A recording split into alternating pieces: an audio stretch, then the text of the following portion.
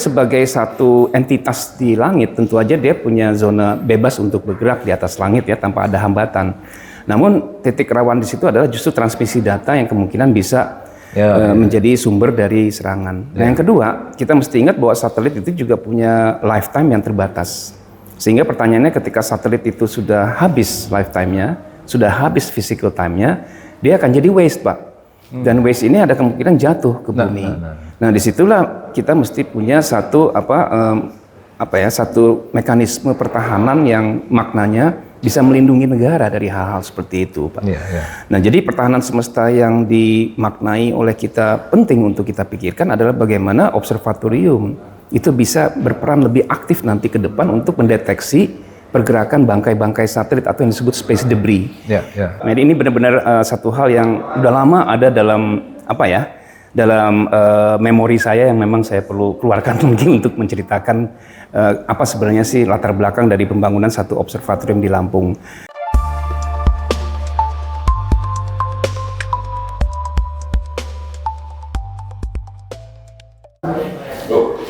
Assalamualaikum warahmatullahi wabarakatuh. Jumpa lagi kita dalam Bicara Inti. Bicara yang inti dengan narasumber yang inti-inti. Kali ini kita kedatangan tokoh besar, ilmuwan, dan orang yang expert di bidang astronomi, yaitu ilmu perbintangan. Bapak Dr. Hakim Malasan. Beliau adalah dosen senior di Institut Teknologi Bandung, dan beliau berkenan untuk menerima bincang-bincang kita pada hari ini di Universitas Bandar Lampung. Selamat siang, Pak. Siang, Pak Wendy. Iya.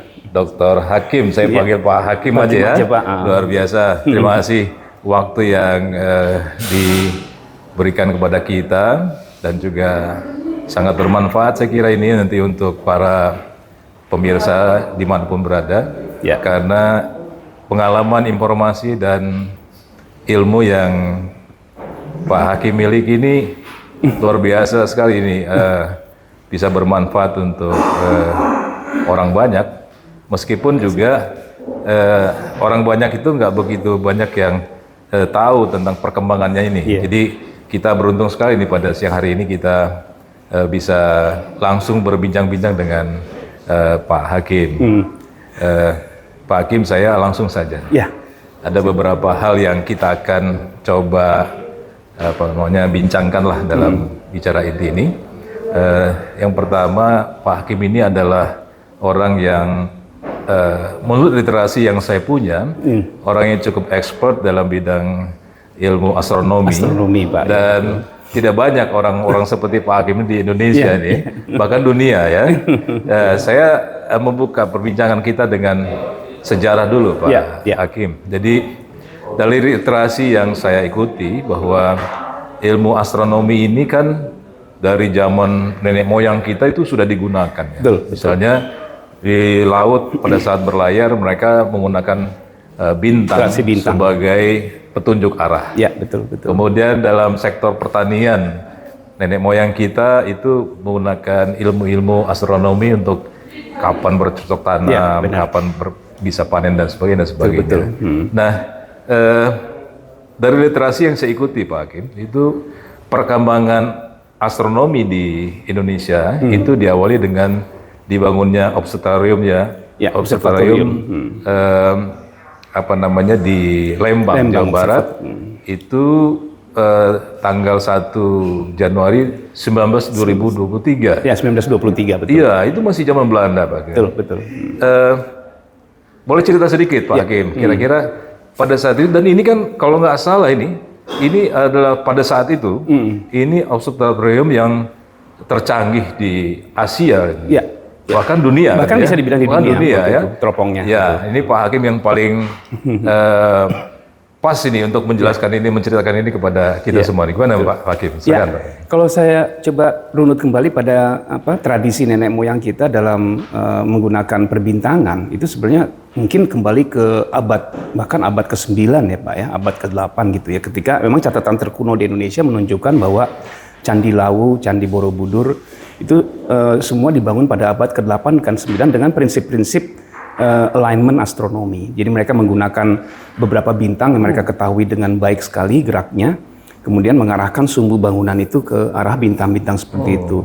Yang menakjubkan misalnya arah kutub arah sumbu dari Candi Borobudur utara selatannya itu persis mengarah pada suatu bintang di belahan bumi utara yang namanya Polaris, yang memungkinkan memang Borobudur itu pada tanggal-tanggal tertentu itu benar-benar bayangan matahari jatuh persis di pintu barat dan pintu kirinya. Dan terlepas dari mungkin emang ada pergeseran tektonik, tapi ini menunjukkan bahwa memang di masa lalu literasi nenek moyang kita pada langit itu termasuk yang sangat maju ya Pak ya.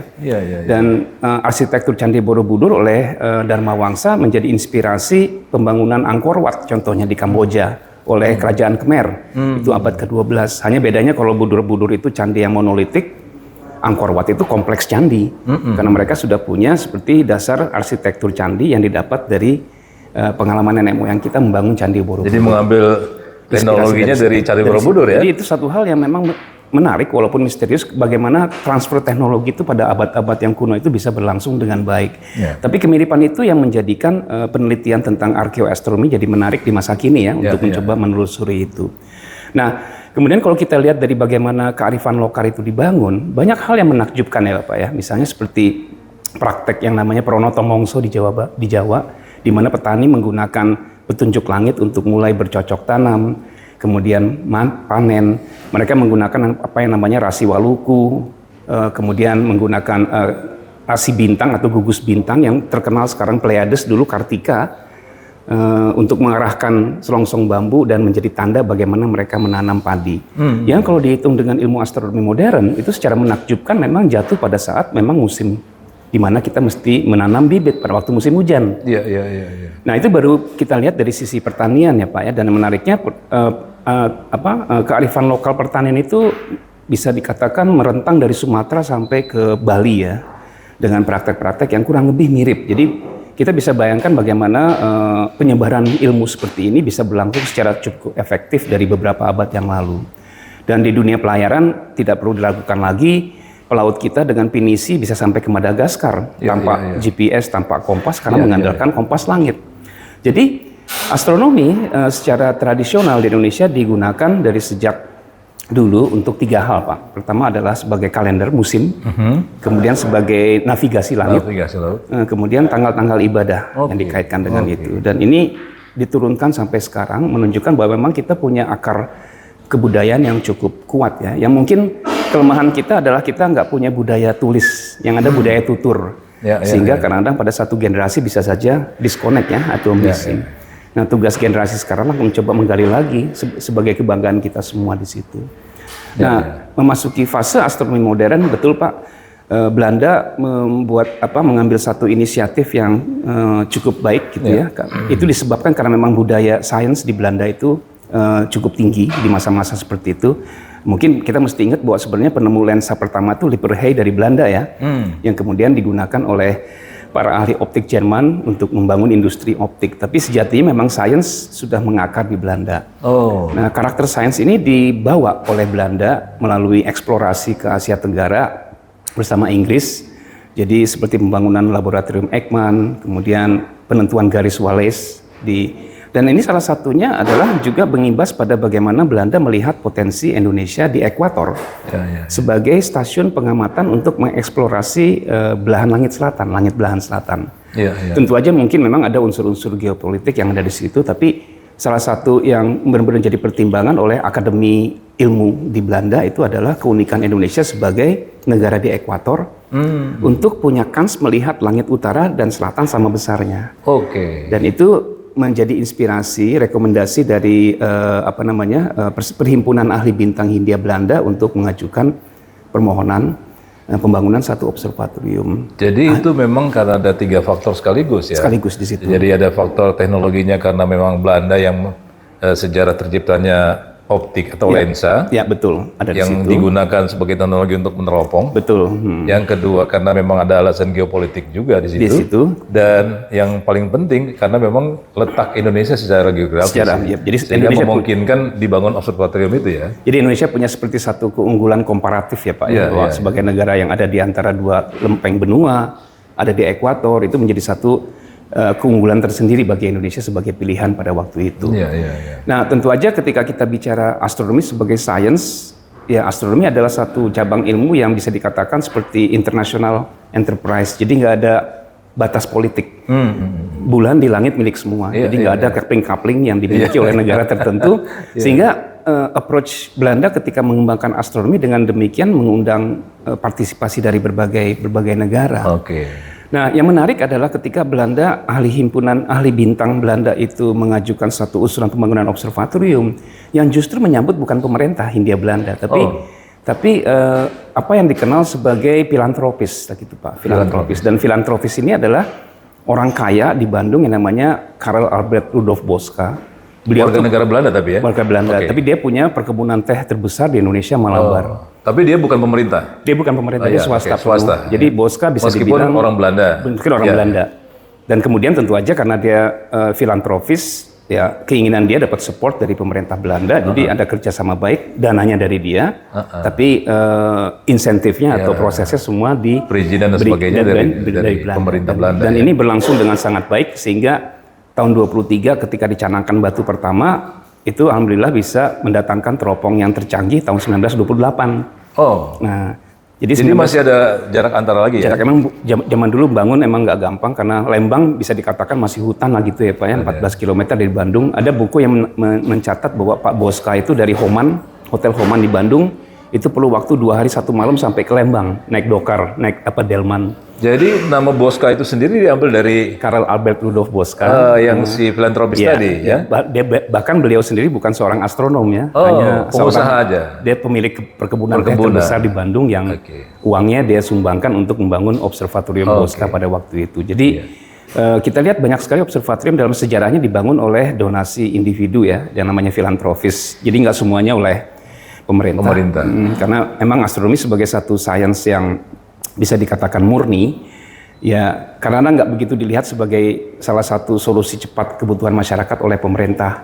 Tapi membangun literasi sains itu sebenarnya mandat dari semua bangsa ya. Ingat Bung Karno tahun 68 kenapa bikin planetarium? Karena beliau ingin orang Indonesia itu bebas dari tahyul, Pak.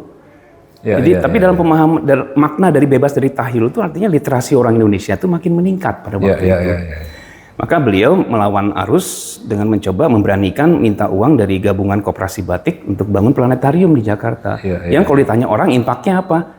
Secara langsung nggak ada, tapi mencerdaskan bangsa. Itu pula yang menjadi dasar pemikiran kenapa observatorium di Boska itu memang dibangun. Nah saat itu observatorium Boska memang tempat yang paling ideal.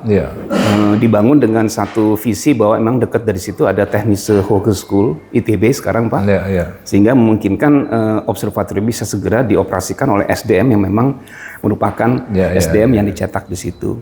Nah jadi pada saatnya tahun 28 teleskop yang terbesar disebut refraktor ganda Zeiss itu dipasang di observatorium Boska. Tahu saya hanya ada 2 observatorium lain, satu di Afrika Selatan, satu lagi di Australia di Mount Stromlo.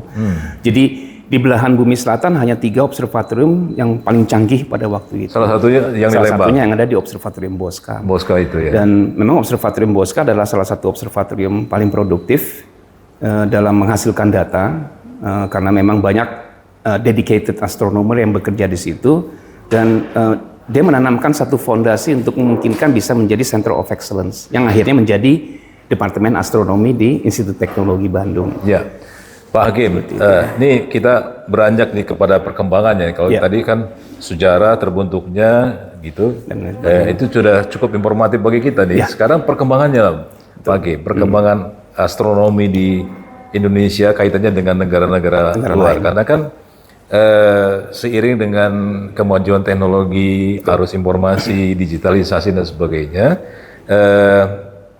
kontemporer saat ini tidak ada lagi batas negara secara absolut, gitu ya. Betul. Nah, termasuk dalam penggunaan satelit, dalam penggunaan ilmu astronomi dan sebagainya. Ini fasilitas ini kan tadi Pak Hakim bilang semua ada 3 nih. Australia satunya di Indonesia, satu lagi di Afrika Selatan. Afrika Selatan ya. Ini juga bisa digunakan oleh negara-negara dunia lain, atau memang harus ada bentuk kerjasamanya? Ya betul. Kolaborasi seperti apa nih, Pak? Ini hal yang menarik dan sekaligus unik ya Pak ya dalam astronomi. Sejak lama memang observatorium itu bisa dipandang seperti satu teritori internasional, di mana astronom terlepas dari ideolognya, terlepas dari paham politiknya, ketika kita sama-sama mencoba mempelajari satu benda langit yang memang menarik perhatian seluruh dunia, misalnya mengamati komet, maka kita bisa jadi sangat permeabel Pak, pindah-pindah ke observatorium manapun, menggunakan fasilitas manapun tanpa ada hambatan. Oh, boleh itu ya memang? Oh iya, dan itu dipraktekkan sejak pertama International Astronomical Union itu dibangun. Jadi kami seperti punya, bahkan kalau saya bisa cerita ke Pak Wendy, waktu zaman Pak Harto dulu ketika kita nggak punya hubungan diplomatik dengan Cina, saya pernah ke Cina Pak. Oh.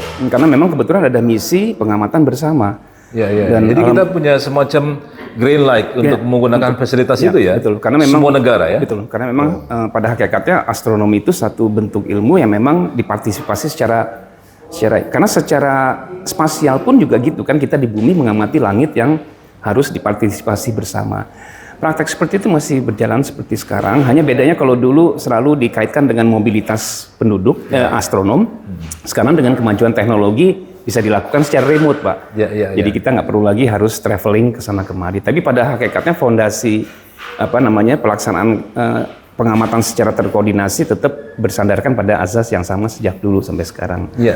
Dan itu membuat memang astronom selalu punya satu paham one big family ya dimanapun untuk sama-sama mempelajari alam semesta kita ini. Gitu, Pak. Mulia sekali ya Pak Hakim. Tapi begini Pak Hakim, ini kan juga perkembangan teknologi, kerjasama antar negara, bangsa-bangsa dan sebagainya tidak terlepas daripada kedaulatan negara masing-masing. Betul. Nah, dalam konteks Indonesia nih Pak Hakim, kan kita Indonesia punya komitmen ketahanan, pertahanan keamanan, ada kedaulatan negara, ada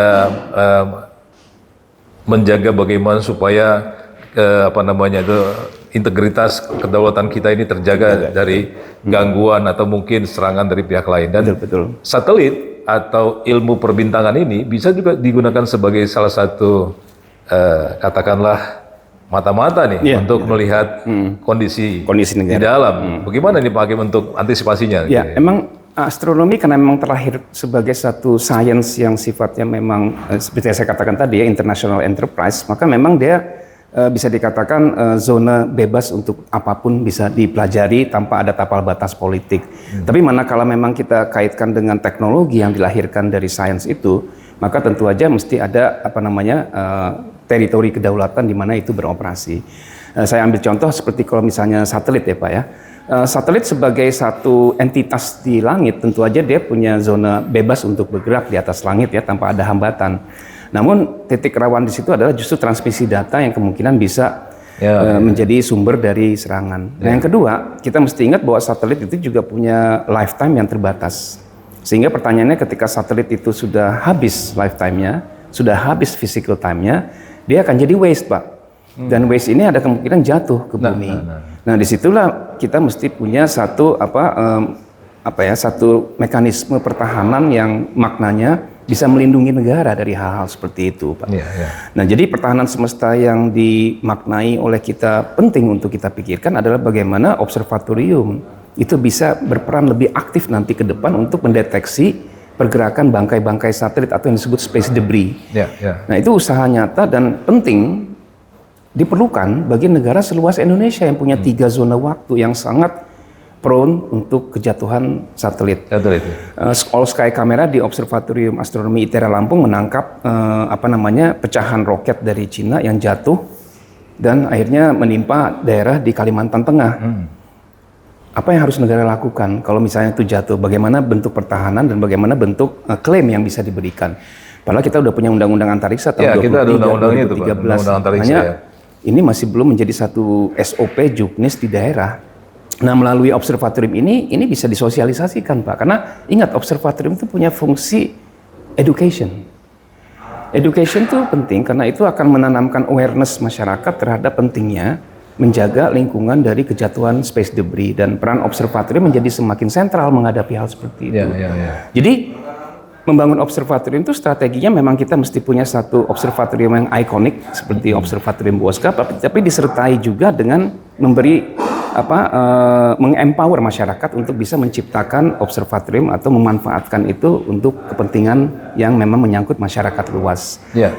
Tapi di dalam undang-undang antariksa kita sendiri sudah ada proteksinya seperti itu? Kalau secara konsep bagaimana itu harus lakukan memang sudah, tapi masih global sekali Pak. Itu harus diturunkan sebagai juknis, dan sayangnya di undang-undang antariksa kita memang belum spesifik mengadres isu pendidikan.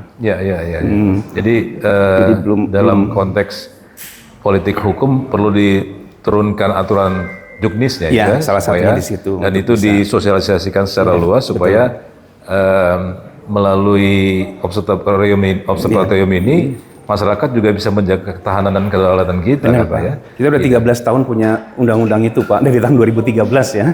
Dan Bapak kita boleh lihat bahwa berapa banyak kepala daerah bahkan yang menyadari itu ada Pak, masih kurang. Sementara kita sering menyaksikan ada space debris yang jatuh dari roket, selongsong roket, dan negara belum melindungi Pak.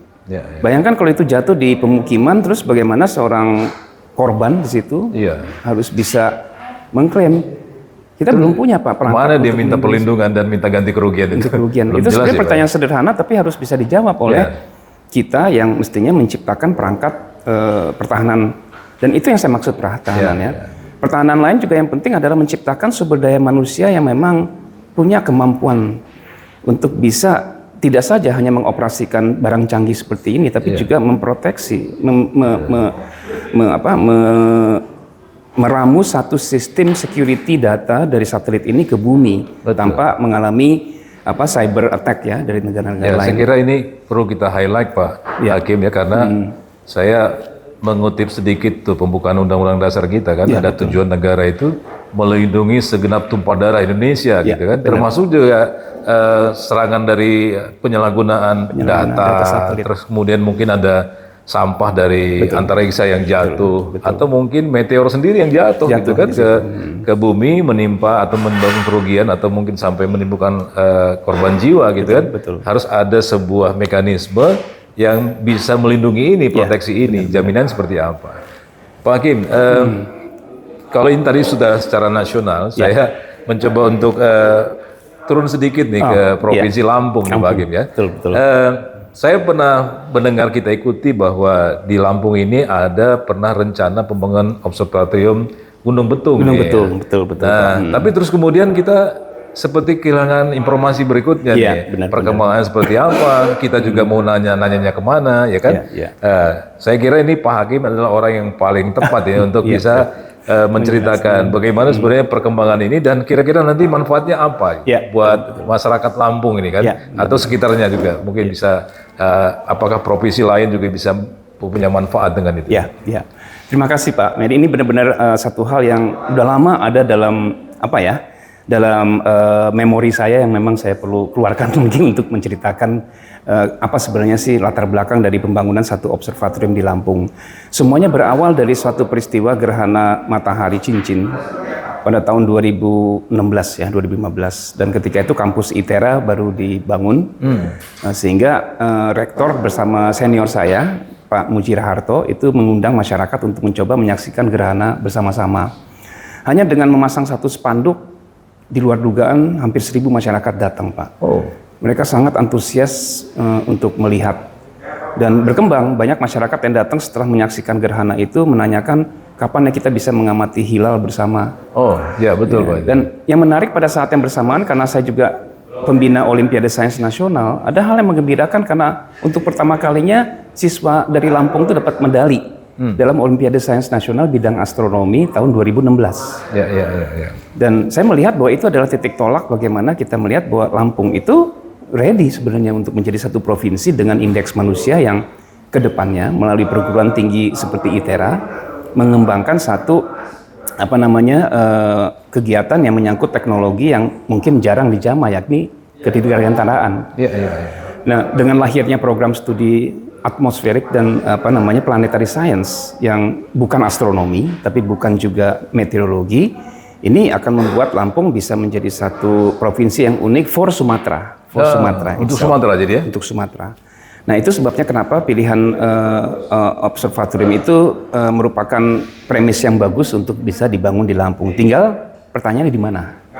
Nah dimanapun observatorium itu selalu mencari titik tertinggi dalam demografi atau dalam topografi di daerah, dan dari landscape Lampung memang tempat yang paling tinggi adalah Gunung Betung. Dan kita dihadapkan bahwa Gunung Betung itu adalah wilayah konservasi di Taman Hutan Raya War Wan Abdurrahman.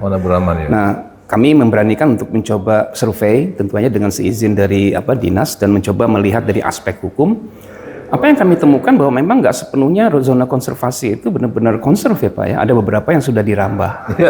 Sehingga kami melihat seperti di observatorium Australia, pembangunan observatorium itu justru bisa menghentikan itu. Karena observatorium harus dibangun di satu tempat yang memang punya kegiatan yang mengkonservasi lingkungan. Dia butuh tanaman yang khusus untuk itu. Jadi kami justru melihatnya ini sebagai satu kegiatan yang nantinya akan sinergis dan mendorong rekonservasi yang tadinya sudah dirambah. Atas dasar itulah tahun 2017 itu kegiatan untuk melakukan land clearing dan membuka 30 hektar untuk nantinya dibangun kompleks observatorium. Dan perlahan tapi pasti pembangunan observatorium itu akan punya mandat mengkonservasi sekitarnya. Karena observatorium itu sebenarnya bisa dikatakan penjaga lingkungan. Jadi itulah alasannya Pak Hakim ketika ada argumentasi yang saling bertentangan antara bagaimana menjaga konservasi dengan menghadirkan sebuah kebutuhan teknologi di situ untuk kepentingan astronomi. Betul. Dan itu juga ada manfaatnya tentu dengan bukan hanya perkembangan teknologi, tapi bahkan juga kebutuhan untuk pembangunan masyarakat gitu ya, berkaitan dengan pertanian dan kemudian mungkin juga untuk teknologi di pelayaran kelautan dan sebagainya. Atau untuk ibadah bahkan Pak. Misalnya menyaksikan hilal sehingga masyarakat makin cerdas melihat bentuk hilal yang sebenarnya kayak gimana gitu. Nah ini untuk hilal ini Pak Hakim, saya selipkan sedikit pertanyaan Pak Hakim. Kita ini kan ada 3 wilayah waktu ya, barat, tengah, timur gitu. Tapi kadang-kadang juga secara saintifik ini faktor apa nih sehingga menyebabkan kok ada yang terlihat, ada yang belum terlihat? Apakah karena teknologinya yang terbatas? Apakah karena memang secara topografi atau secara geografinya juga menyebabkan itu menjadi hal yang berbeda? Gimana Pak? Semua faktor bermain Pak. Tapi utamanya kalau saya katakan pertama konfigurasi bumi, bulan, matahari itu yang paling utama. Ada kalanya ketika matahari terbenam, bulan masih sangat dekat sehingga mungkin secara teknologi vision itu susah untuk dipisahkan kontrasnya. Yang kedua topografi Pak. Topografi itu karena bulan termasuk objek langit yang jauh lebih dekat daripada bintang, maka dia akan punya waktu terbit terbenam yang berbeda untuk setiap tempat yang bisa disense di bumi. Yang ketiga faktor cuaca Pak. Faktor cuaca adalah faktor yang paling dominan di Indonesia yang daerahnya lembab. Sehingga tentu aja kita memerlukan seperti satu jejaring pengamatan hilal Pak. Karena melalui jejaring pengamatan hilal, manakala satu tempat terhalang oleh cuaca, tempat lain bisa membackup dan bisa menjadikannya satu decision support system yang baik bagi sidang isbat maupun sidang yang menentukan kalender. Yang memang harus banyak tempat Pak ya, jadi emang mandatnya supaya lebih objektif lah ya. Betul. Dan emang Indonesia merupakan salah satu negara yang menjadi percontohan bahkan oleh Arab Saudi yang melihat bahwa jejaring pengamatan hilal di Indonesia itu adalah model yang bisa dikembangkan di negara lain seperti itu. Ya Pak Hakim, satu lagi nih barangkali nih. Ini kan untuk melanjutkan pembangunan observatorium Gunung Betung ini kan bukan cuma teknologi yang dihadirkan, tapi bagaimana bisa menghadirkan teknologi itu kan butuh pembiayaan yang tidak kecil Pak ya. Betul. Nah sekarang era kita lagi era efisiensi. Mungkinkah ada boska-boska lain yang bisa hadir di Gunung Betung ini untuk ini mimpi saya Pak, untuk bisa lah ada filantropis yang punya wawasan sains seperti halnya Pak Boska. Pak Boska itu menarik Pak. Beliau itu adalah seorang pedagang sebenarnya, manajer perkebunan teh. Tapi dia ada di lingkungan keluarga akademisi. Bapaknya sebenarnya dosen fisika. Terus kakaknya adalah teknik sipil. Hanya dia sendiri yang bisnismen Pak. Jadi mungkin dia punya satu background yang mendorong dia tuh untuk mencoba berkontribusi sesuatu. Jadi dan punya alasan akademik juga dia. Iya. Dan mungkin kalau kita bisa menemukan filantropis yang somehow masih low profile di Indonesia untuk bisa kita angkat dengan insentif yang seperti halnya kenapa namanya bisa disematkan di situ, bisa mengetuk hati untuk bisa mencoba mendermakan sebagian dari fortune-nya untuk membangun observatorium. Kalau kita mencoba memanfaatkan dana-dana internasional, sangat bisa, tapi memang dana internasional skemanya bukan tentunya akan menuntut satu kepemilikan yang sifatnya internasional juga, Pak.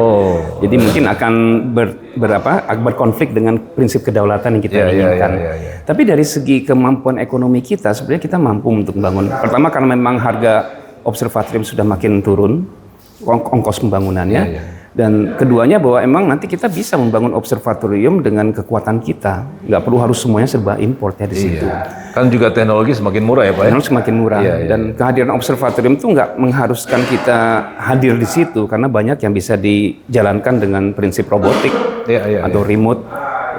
Tapi the need is there karena banyak generasi muda yang sekarang ingin mempelajari tentang kedirgantaraan, pengen menguasai teknologi kedirgantaraan dan ingat masih banyak yang seperti ini Pak yang akan nanti diluncurkan gitu ya. Mengingat nanosatelit adalah teknologi yang memang mau nggak mau untuk negara seluas Indonesia tuh harus dikuasai. Kita harus punya Pak ya. Ya harus punya. Sekarang kan begini Pak, saya meminjam tadi istilah Pak Hakim soal bagaimana kita satu sisi membutuhkan kontribusi, kolaborasi dan kerjasama dengan negara lain. Betul. Tapi satu sisi juga kita harus menjaga kedaulatan. Betul. Kedaulatan kita. Ini bagaimana meramu ini supaya kita tetap ada kontribusinya, tapi juga orang atau kepentingan asing tidak boleh mengintip sembarangan baik data maupun potensi kita. Kan kalau satelit ini kan bukan hanya melihat yang di permukaan, Pak. Sampai kandungan di bawah tanah dia bisa hitung tuh kan. Tapi di sisi lain kedaulatan kita bisa terjaga. Bagaimana caranya nih Pak? Jadi yang pertama premisnya bahwa kemampuan sensing dari satelit yang omni dan global itu suatu hal yang inevitable, artinya tidak terelakkan. So, bagaimana kita bisa menjadi tuan rumah bagi kita sendiri? Tuan di rumah sendiri. Ya kita mesti master itu Pak, mesti master teknologi itu, mastering teknologi itu dengan menciptakan sumber daya manusia yang mau, yang talented. Jadi kita harus mempersiapkan SDM ya Pak ya? SDM kita ya? Situ, Pak. Karena memang mencoba membentengi itu udah bukan zamannya lagi sekarang Pak. Karena semuanya sudah serba global dan kita nggak bisa mengelak dari situ. Tapi apa yang bisa kita lakukan, kualitas kita tingkatkan dengan mencoba menciptakan sumber daya manusia unggulan Indonesia yang bisa menjadi dengan sendirinya menjadi benteng-benteng protektor dari semua teknologi yang kita gunakan. Karena semakin maya, semakin nggak ada batas fisik, semua bisa mengakses. Bayangkan satu satelit seperti ini Pak, kalau dia pakai prinsip omni, dia bisa menjangkau sampai negara manapun untuk meliput. Termasuk satelit Lampung 1 yang akan diletakkan geostasioner itu akan bisa menjangkau sampai Cina. Siapa yang bisa menghentikan cyber attack? Ya cuma diri kita sendiri melalui kemampuan SDM kita untuk mengantisipasi itu Pak ya. Jadi tidak kalah pentingnya kita mempersiapkan SDM-nya that's right. Untuk menjaga dan mengantisipasi kemungkinan penyalahgunaan teknologi dalam menjaga kedaulatan kita.